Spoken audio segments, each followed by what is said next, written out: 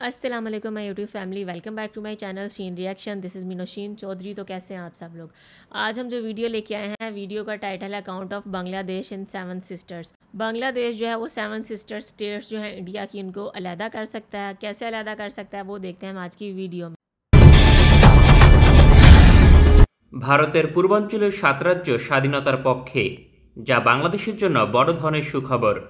বাংলাদেশের সীমান্তবর্তী ভারতের ৭ রাজ্য স্বাধীন হলে বাংলাদেশ কতটা লাভবান হবে তাই তুলে ধরব আজকের প্রতিবেদনে। ভারতের ভৌগোলিক অবস্থান অনুযায়ী পূর্বাঞ্চলীয় সেভেন সিস্টার বহুল অংশে বিচ্ছিন্ন।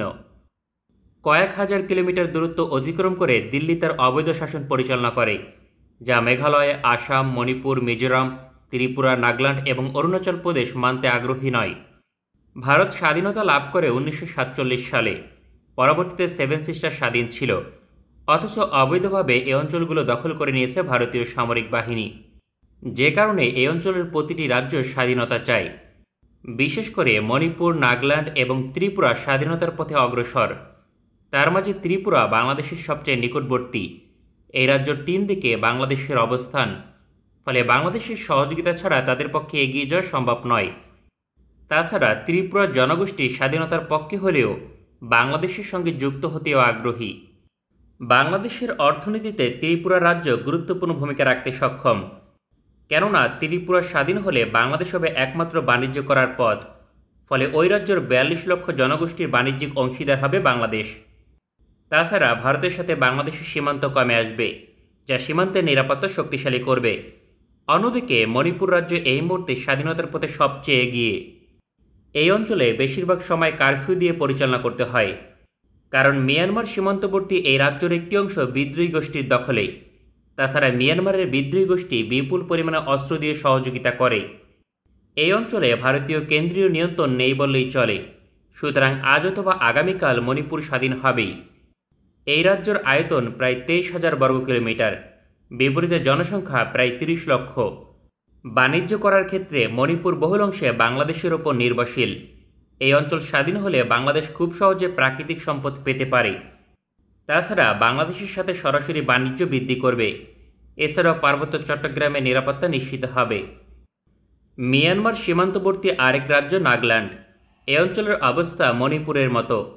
বাংলাদেশের রাজনৈতিক ব্যর্থতার কারণে সেভেন সিস্টার এখনও ভারতের অংশ, কেননা শক্তিশালী এবং বৈরী প্রতিবেশীকে দুর্বল করা জাতীয় নিরাপত্তার অংশ।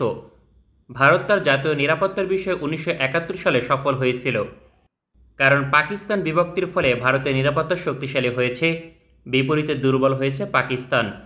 বর্তমানে ভারত বাংলাদেশের জাতীয় নিরাপত্তার স্বার্থে সবচেয়ে বড় চ্যালেঞ্জ, কারণ বাংলাদেশের ৩ দিকে ভারতের সীমান্ত, অথচ পূর্বাঞ্চলের ৭ রাজ্য স্বাধীন হলে বাংলাদেশের সাথে একমাত্র এক দিক দিয়ে সীমান্ত থাকবে।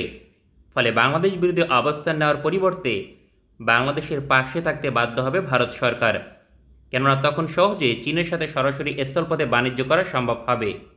চীনের প্রধান বাণিজ্যিক রুট হবে বাংলাদেশ, কারণ ভারত মহাসাগর হয়ে চট্টগ্রাম বন্দর দিয়ে চীনের পূর্বাঞ্চলীয় বাণিজ্যিক অঞ্চলে পৌঁছাবে। বাংলাদেশেরও জাতীয় নিরাপত্তা নিশ্চিত করতে সেভেন সিস্টারকে মদত দেওয়া প্রয়োজন ছিল। ভারতের সেবাদাস শেখ হাসিনা সরকার জাতীয় নিরাপত্তার স্বার্থে সকল দায়িত্ব পালনে ব্যর্থ ছিল। তবে বাংলাদেশের কিছু সময় জাতীয় নিরাপত্তা ইস্যুতে সরকার সঠিক পদক্ষেপ নিয়েছিল, যদিও পরবর্তীতে ভারত সরকার ক্ষুব্ধ হয়, যার কারণে বিগত প্রায় 18 বছর ক্ষমতা থেকে দূরে রয়েছে দলটি, যার একমাত্র কারণ ছিল পূর্বাঞ্চলের ৭ রাজ্যকে মদত দেওয়া। বাংলাদেশ যদি এই কাজ চালিয়ে যেত, বর্তমানে সেভেন সিস্টারের একটি অংশ স্বাধীন হতো, যা পরোক্ষভাবে বাংলাদেশকে শক্তিশালী করত অর্থনৈতিক এবং সামরিকভাবে। যদিও এখন চীন চেষ্টা করছে অরুণাচল প্রদেশ দখল করতে। অরুণাচল ৭ রাজ্যের সবচেয়ে বড়, যার আয়তন প্রায় ৮৫,০০০ বর্গ কিলোমিটার। সর্বশেষ তথ্য অনুযায়ী সম্প্রতি চীনের সেনাবাহিনী সীমান্তে ১০ কিলোমিটার দখল করেছে। ভারতের প্রতিরক্ষামন্ত্রী রাজনাথ সিং হুমকি দেওয়ার মাত্র একদিন পর তা দখল করে নিয়েছে চীন, যা অরুণাচল প্রদেশের স্থানীয় জনগোষ্ঠী নিশ্চিত করেছে। চীনের লক্ষ্য অরুণাচল প্রদেশ পরিপূর্ণভাবে দখল করা, কারণ দেশটির স্পষ্ট দাবি অরুণাচল তাদের ভূখণ্ড। এছাড়া সিকিম এবং আসামের একটি অংশ দাবি করে দেশটি। চীনের লক্ষ্য সেভেন সিস্টারকে স্বাধীন করা অথবা নিজেদের অংশ করা। এটি করতে পারলে সবচেয়ে লাভবান হবে বাংলাদেশ, কারণ চীন এবং ভারতের সাথে সমানে ব্যালেন্স করে এগিয়ে যেতে পারবে। তাছাড়া ভারতের কয়েকটি বাঁধ তখন থাকবে না। সেভেন সিস্টার ভারতের মোট 8% ভূখণ্ড হলেও এর গুরুত্ব অনেক, কেননা ভারতের অধিকাংশ প্রাকৃতিক সম্পদ এই অঞ্চলে। সুতরাং সামরিক এবং অর্থনৈতিকভাবে দুর্বল হবে ভারতের অবস্থান। তাছাড়া মিয়ানমার এবং ভুটানের সাথে স্থল সীমান্ত হারাবে, যার ফলে মিয়ানমারের সাথে বাংলাদেশের কখনো লড়াই হলে ভারত সহজে সরাসরি সমর্থন করতে পারবে না। বাংলাদেশের সাথে ভুটান এবং নেপালের সরাসরি সীমান্ত থাকবে, ফলে বাণিজ্য বৃদ্ধি পাবে, যার ফলে দেশের অর্থনীতি শক্তিশালী হবে। ভারত পরিকল্পিতভাবে পাকিস্তান বিভক্ত করেছিল, যার পেছনে ছিল দেশটির গোয়েন্দা সংস্থার ইন্ধন। সেক্ষেত্রে জাতীয় নিরাপত্তার স্বার্থে বাংলাদেশ কেন সেভেন সিস্টারকে মদদ দিতে পারবে না? অতীতের মতো সাহসী কোনো নেতা বাংলাদেশের দায়িত্বে আসলে অবশ্যই এই ইস্যুতে মদদ দেবে, তবে এর পূর্বে নিজেদের প্রতিরক্ষা সেক্টর শক্তিশালী করা প্রয়োজন। কেননা ভারত এক পর্যায়ে বাংলাদেশের উপর আক্রমণ করতে পারে, সেক্ষেত্রে শক্তিশালী বিমান বাহিনী এবং আকাশ প্রতিরক্ষা ব্যবস্থা লাগবে। স্থলপথে বাংলাদেশে আক্রমণ করলে সুবিধা করতে পারবে না, সেক্ষেত্রে আকাশপথে হামলা করবে অথবা নৌবাহিনীর মাধ্যমে অবরোধ দিয়ে অচল করার চেষ্টা করবে, যাতে ভারতের সেভেন সিস্টার ইস্যুতে চুপ থাকে বাংলাদেশ। এজন্য দেশটি তার মদতপুষ্ট সরকারকে ক্ষমতায় বসাতে চাইবে। আমাদের ভিডিওটি পছন্দ হলে আমাদের সমর্থন।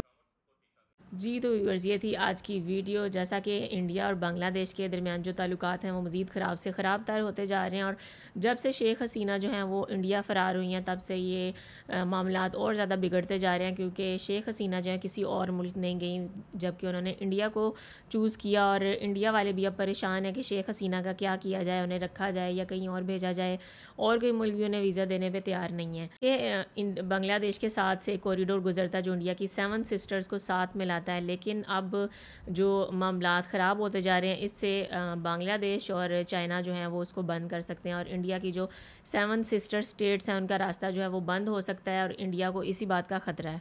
जी तो ये था आज का वीडियो। जैसा कि आपने देखा कि चिकन नेक कॉरिडोर इंडिया की सबसे बड़ी दिफाई कमज़ोरी है, और अगर चाइना और बांग्लादेश चाहें तो अपनी आर्मी को इस्तेमाल करके इस कॉरिडोर को बंद कर सकते हैं, और भारत जो है वो 2 टुकड़ों में तकसीम हो जाएगा।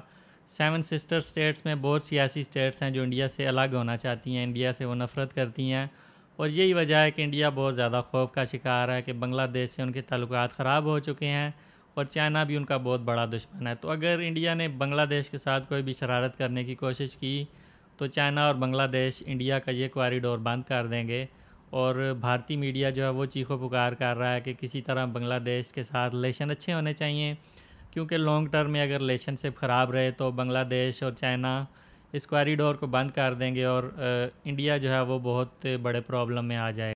तो कमेंट्स में ज़रूर बताइएगा कि बांग्लादेश को ऐसा करना चाहिए या नहीं, आपकी इस बारे में क्या राय है। वीडियो अच्छी लगी हो तो वीडियो को लाइक कर दें, चैनल पर नहीं हो तो चैनल को सब्सक्राइब कर दें, और बेल आइकन को हल्का सा प्रेस कर दें। मिलते हैं नेक्स्ट वीडियो में। Till then stay healthy, stay wealthy, stay awesome.